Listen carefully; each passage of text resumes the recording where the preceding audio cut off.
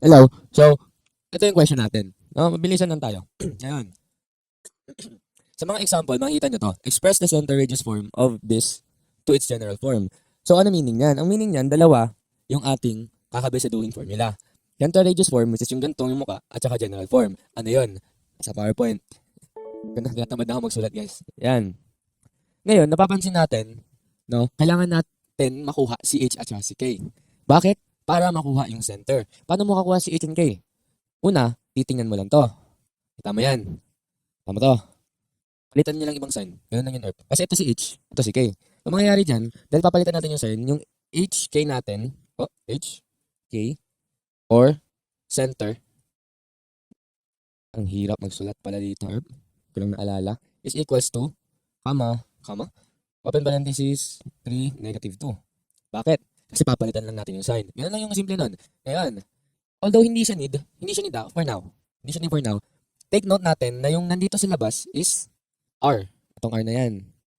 Ngayon, ang meaning niyan, R squared pala. R squared is equals kung ano nasa labas. Paano mo makukuha yung R lang? Dahil may squared, pwede mong square root yung both sides. Ito, ayan, ito, magka-cancel. Makukuha lang natin R. Tapos, ano square root ng 9? 3. Pag tinatanong yung R. Okay? Kasi feel ko tatanong talaga yun eh. Ngayon, proceed na tayo sa kailangan talaga natin. Okay? Ayan. Si R natin, nakita na natin na 3 lang siya, 3. Ayan, let R equals 3. Ano meaning ng R? Yun yun sa PowerPoint. Siya yung distance sa gitna papuntang sa gilid. Okay? Dito na tayo sa mismong solving. Ngayon, ito yung given natin. Ito. Ito yung screenshot na ako eh. Tinatamad na ako. Gagawin natin dyan para maging ganito, general form, is yung tinatawag nating FOIL method. Anong FOIL method? Kita nyo, meron ganito. May ganyan no? Wait. May ganyan. So meaning, susulat natin siya ng 2 beses. Ano ka ba 2 beses? Sige na nga. Blue na tayo. Nagsawa na ako kay red. X minus 3 times x minus 3 ulit. Pasensya nyo lang yung sulat ko. Hindi tinatamad din ako ayusin eh. Plus y plus 2. Dahil may squared din siya. Y plus 2 ulit. Oh, parenthesis talaga yun. Tapos, equals 9. Bakit natin hindi kinalaw sa 9? Hindi naman hinanap yung R eh. Okay? You're following through? You're following through? Ayan. Foil. Ano yung foil?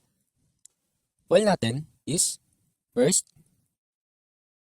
outer, inner, last. Ano meaning yan? Okay. Color code nga natin para madali. Tinatamad na ako mag-color code. Yan. Dito muna tayo sa first. X times X. Tama, mga bata. X squared. Ngayon, dito tayo sa outer. Meaning yan, yung nasa labas. Oo nga pala. Dito muna tayo titingin na. Hindi nyo napapansin. Dito muna tayo titingin mga herb. Dito lang. Left out muna yung mga iba. Ngayon, outer. Ano yung outer dyan? Ito nasa labas. X times 3. So, hindi naman siya ma-add, magiging negative 3x. Kasi, pinagtabi lang. Negative 3. Ngayon, sunod, inner. Yung nasa loob daw. Ano yan? Green. Itong dalawang to. Ba? Inner. Tama. Yan. Ngayon, negative 3 times x. Same lang nangyari. Pagdidikitin mo lang. Colorful lang natin Sunod, last. Yung last dyan is yung dalawang nandito sa dulo. Which is 3 at saka 3. Negative times negative, ang sagot ay positive. So, magiging positive plus 3 times 3, 6. 6 tuloy. So, sorry Yan, 9. Wow, grabing 9 yan. Parang di confident. Ngayon, gagawin na naman natin yun uli. Dito, sa Y. So, kumbaga, kung anong ginawa natin dito, gagawin natin dito uli. Joke lang. Yan. Gagawin natin dyan is foil ulit. Okay, bilisan ko na lang huwag ko na ano yun. First, ang mangyayari is y squared. Bakit naging positive? Positive sila both eh. 2y plus 2y plus 2y 2 times 2, 4. Yan. Ganyan lang siya guys. Ayan. Diba may equals na dito? Sabi dito sa general form na kailangan equals to 0. So anong gagawin natin dyan? Tatranspose natin. Tatranspose natin si positive 9 magiging minus 9. Equals 0. Tanggalin ko na yung wait lang. Gilid ko na lang. Bakit white? Yan ko, yan. Equals, ating red, 0. Ayan. Alam ko medyo makulay yan. Medyo makulay talaga. Pero ayan, ngayon, pagbubuklorin na natin sila. No? Maghahanap tayo ng mga like terms. Ano meaning ng like terms? Same sila ng muka. Same sila ng muka. Same sila ng muka. Okay, explain ko ha. Kanyari, yung mga like terms na sinasabi ko kasi dito is itong dalawang to. Magkamukha sila, di ba? May number, tapos may x. Tapos yung x nila, yung exponent 1, pero invincible. Invincible, invisible. Basta ayun. So ngayon, pagbubuklorin natin sila. Negative 3x minus negative 3x. Pag same sign, i-add nyo, tapos kakopy mo lang yung sign, yung same sign. So 3 plus 3, 6. Magiging 6x. Ayun. Dito, meron na naman magkamukha. 2y plus 2y. Yan. Huwag kayong malilito sa kapag tinatime sila. Pag tinatime sila, ang mag-a-add yung exponent. Pero kapag plus lang, yung number in front. So 2 plus 2. Tama mga bata, 4y. Okay. Kabang isa. Ngayon, meron pa bang magkamukha? Oo, meron pa po. Etong, tumabingi. Etong tatlong, kasi sila lang yung number. Ngayon, tanong ko, bakit ito nalileft out? Meron namang x, meron namang y. Meron kasi silang squared. Bawal yan ano sa iba kapag addition lang. Ngayon, solve muna natin to. 9 plus 4. Kunyari may sumagot, no? 9 plus 4, 13. Minus 9 is 4 pa din. So, balik kinansilat mo lang tong 4. I mean 9. Yan, kinansilat mo lang, 4 lang. So, lalagay natin plus 4. Tapos, baba lang natin yung mga y, yung hindi natin ginalaw. Tapos, meron na tayong somewhat complete. Negative yun, somewhat complete na sagot. Pangit talaga nasulat ko ngayon. Ngayon, sabi dito, kailangan daw si ax plus ay. Ano meaning yan? Dapat daw yung may squared at saka yung may squared na y magkatabi. So, pagtabihin natin. X squared, base dito plus xy. Bakit plus? Kasi ayun naman talaga sign niya. Sunod daw is si bx at saka si y. Ano meaning yan? Kailangan daw si x na may number sa gilid at saka si y na may number sa gilid niya magkasunod. Pero mauuna pa rin si x. Bakit? I don't know. Hindi na questionin guys. Alalahanin niyo lang talaga yung plus, alalahanin niyo talaga yung standard, yung general form. Ngayon, ano si D? Si D, pansin natin, wala siyang x, wala siyang y. So, lalagay lang natin siya sa dulo. Plus 4 equals 0. Yun na yun. Ganun mag-solve kapag center radius form o yung standard form to general form. Pwede mong pabaliktad? No. Yun lang yan. So, ito talaga yung sagot. Ito yung sagot guys. Balikan nyo na lang. Ito yung gets. Ito, foil. Ito, ano lang siya? Notes lang siya. Pero, let's move on sa paano natin mag-graph yung circle. Okay. Madali lang to. I promise. I promise. Wait. Ano pa ako ng Yeah.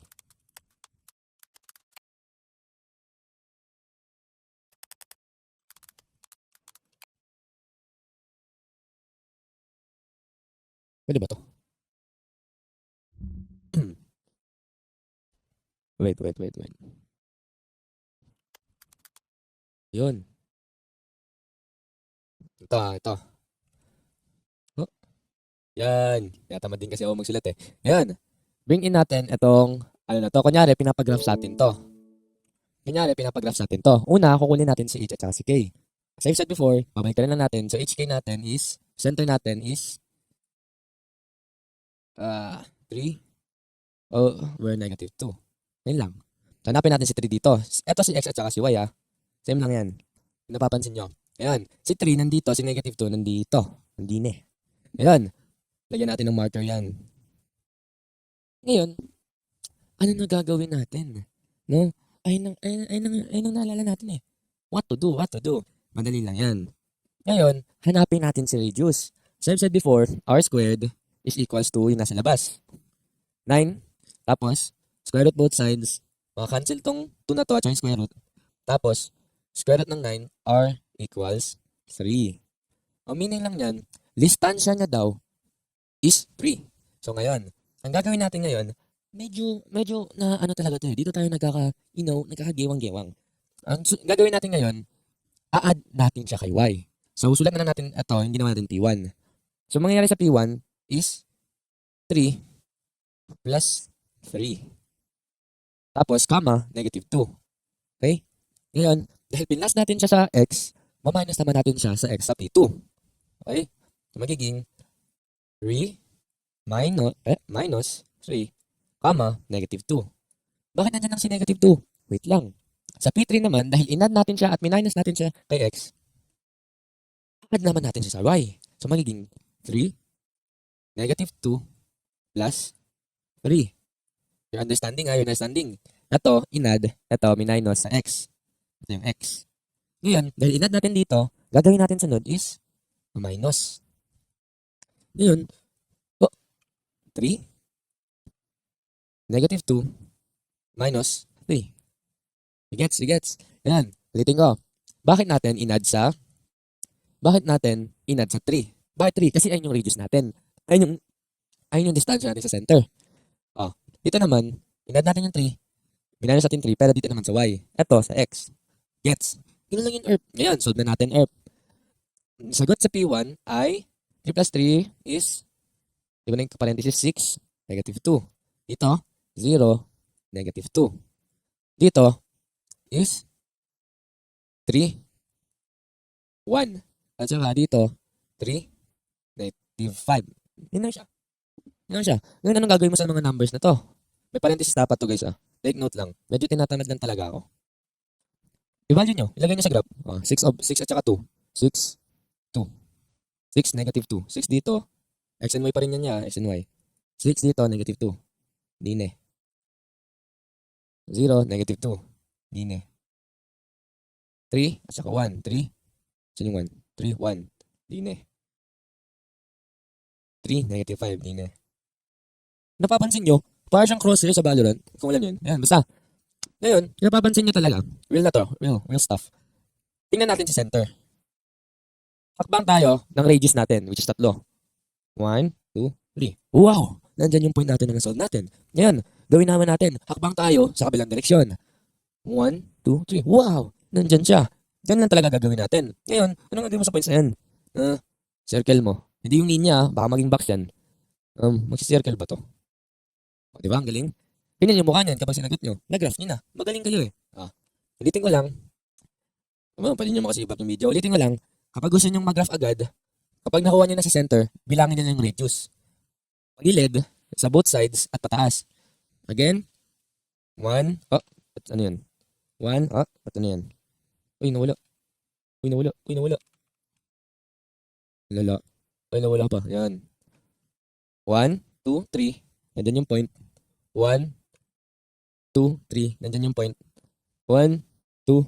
Wala na kapang. 1, 2, 3. Nandyan yung point. 1, 2, 3. Nandyan yung point. Nandyan yung point kasi sinove natin siya. Nag-plus, nag-minus. Dito sa x, dito sa y. Ganun lang yun. Dali lang siya. Lalo nyo lang yan. Pati yung meaning. Bye-bye.